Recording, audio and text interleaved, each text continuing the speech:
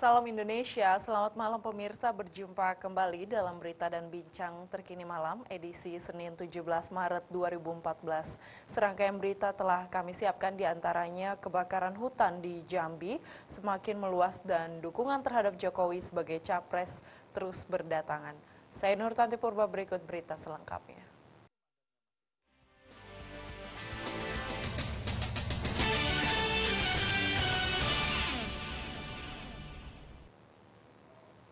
Bencana kabut asap dampak dari kebakaran lahan di Provinsi Riau yang melanda sebagian wilayah Sumatera mengundang aksi simpatik.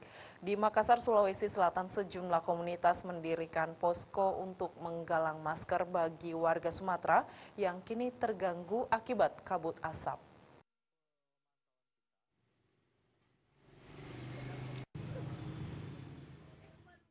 Sejumlah komunitas dan penggiat sosial media di Makassar, Sulawesi Selatan mendirikan posko bantuan untuk menggalang bantuan masker dari sejumlah warga di Makassar.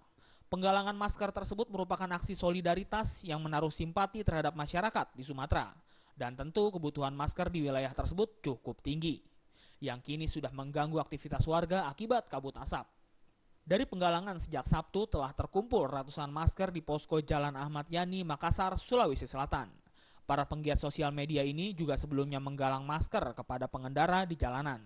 Selain masker, sejumlah bantuan berupa dana juga disumbangkan oleh warga.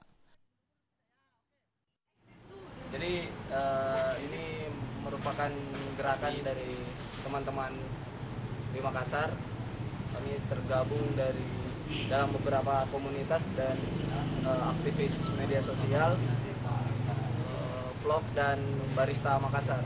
Jadi kami mengumpulkan donasi masker untuk saudara-saudara kami yang ada di Riau.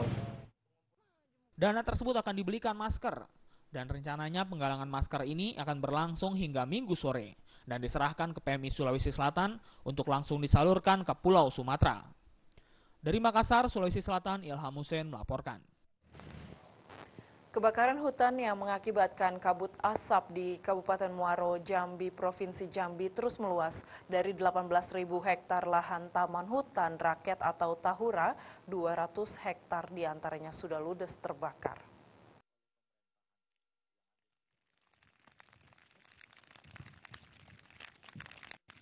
Kebakaran hutan yang melanda Kabupaten Muaro Jambi, Provinsi Jambi ini membuat Komandan Korem 042 Garuda Putih Kolonel Kavaleri Marsudi Utomo gerah dan langsung turun ke lapangan untuk memadamkan api. Taman Hutan Rakyat Tahura yang terletak di Desa Saponjen, Kabupaten Muaro Jambi ini sudah terbakar sejak 2 minggu lalu. Bahkan kebakaran semakin hari semakin meluas karena cuaca panas dan tidak pernah turun hujan di Provinsi Jambi. Di beberapa titik api memang terlihat sudah tampak padam, namun karena hutan ini merupakan lahan gambut, apinya sudah masuk ke dalam sehingga sewaktu-waktu api dapat kembali menyala. Pada hari ini, saya kemudian Korem 042 Gapu bersama PEM, baik itu dari Korem, kemudian dari BNPB dan dari Dinas Perhutanan, mencoba untuk melokalisir kebakaran yang terjadi di lahan Taman Hutan Raya sekitar Tanjung. Namun demikian kami belum bisa memadamkan seluruhnya, sehingga mulai besok kami akan memasang posko yang ada di sekitar sini dengan diisi oleh Sedikitnya satu satuan setingkat kompi dikerahkan untuk memadamkan api. Anggota TNI ini akan terus berada di lokasi kejadian hingga api dapat dipadamkan. Jambi menjadi salah satu provinsi yang mengalami kebakaran hutan. Sebelumnya ada Riau yang disebut-sebut sebagai provinsi terparah yang terserang kabut asap akibat kebakaran hutan dan lahan. Hingga saat ini, persoalan kebakaran juga belum teratasi. Dari Jambi, Yosrizal melaporkan. Kita beralih ke informasi pemilu. Wakil Ketua DPR RI Pramono Anung mendukung keputusan KPU yang mencoret kampanye 9 parpol di 25 kabupaten kota. Pramono sepakat aturan pemilu harus ditegakkan.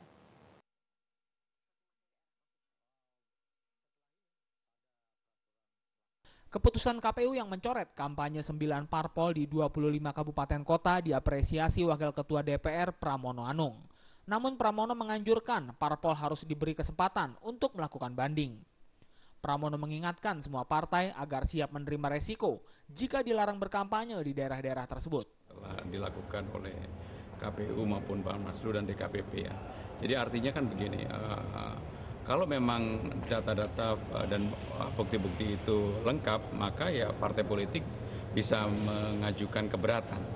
Nah, ruang itulah yang digunakan, tetapi kalau kemudian ini tidak cukup ya apapun ya risiko itu harus ditanggung oleh partai politik karena ini menjalankan undang-undang kan begitu. Sebelumnya KPU mencoret 9 parpol di 25 daerah karena melanggar undang-undang pemilu, yakni tidak menyerahkan laporan awal dana kampanye sampai batas waktu yang ditentukan. Waktu penyerahan laporan awal dana kampanye sesuai Undang-Undang Pemilu adalah tanggal 2 Maret 2014 atau 14 hari sebelum kampanye rapat umum dilaksanakan. KPU kemudian memperkuat dengan surat edaran KPU bahwa waktu penyerahan paling lambat 2 Maret 2014 pukul 18 waktu setempat. Berikut 9 parpol yang dicoret tersebut.